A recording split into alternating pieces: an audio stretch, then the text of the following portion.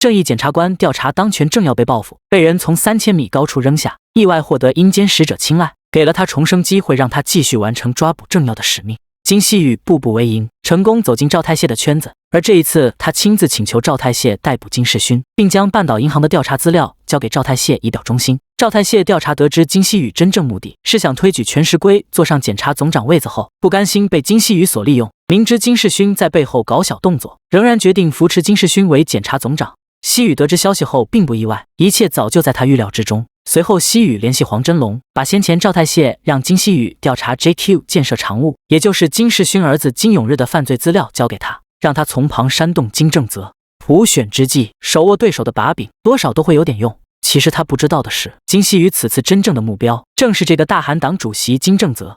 普选在即，赵太谢为了打压其他政党，他以金正泽过去犯过的事为要挟，要求他把大韩党参选议员的提名人选交给他来定夺。这样作为主席的金正泽情何以堪？奈何他曾陷入特殊招待和受贿的丑闻中，只能受制于赵太谢，乖乖地按照赵太谢的要求，将党内议员提名名单交给了赵太谢。气急败坏的金正泽再次翻出黄真龙给他的 JQ 建设违法资料，找到东部地检厅检察长尹中吉，计划与他联手将金世勋拉下台。尹中吉本就是金世勋的竞争对手，自然不会放过一切打压金世勋的机会。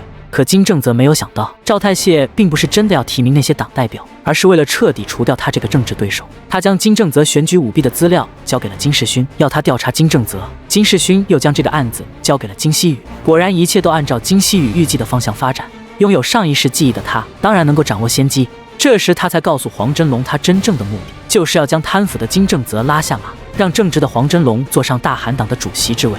原本对政治局面很失望的黄真龙，经过希宇的鼓励，再次燃起了斗志。接下来的目标就轮到金世勋了。在金世勋升任检察总长任职听证会这天，全日规同步召开了检方发布会，将 JQ 建设常务金永日涉嫌犯罪的事公布，并且将启动对金永日的调查。快报很快推送到金世勋听证会现场，引起巨大轰动。赵太谢准备放弃金世勋，让他请辞。金世勋立马承诺，会将他儿子手上5%天下集团的股份交给赵太谢。道貌岸然的赵太谢当即改变主意，称事情还可挽救，但需要他将自己儿子逮捕，以树立他公正无私的形象。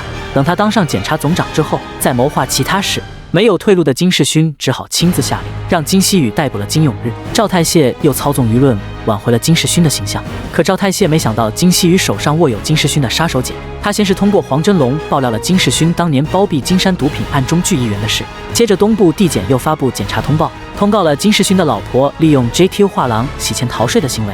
这还没完，金贤美也召开了新闻发布会，在会上她声称自己是金世勋的私生女，还控诉了当年金世勋为了前途抛弃他们母女的不耻行为。如此重磅消息一出，任凭赵太谢有多大能耐，金世勋也再难翻身。无奈之下，赵太谢命令金希宇逮捕了金世勋。绝望的金世勋承认了他所有的罪行。金希宇成功斩断了赵太谢的右臂，一石三鸟的计划完美收官。还没等赵太谢歇口气，希宇和赵太谢收购 JQ 建设，争夺天下集团控制权的对战又要打响。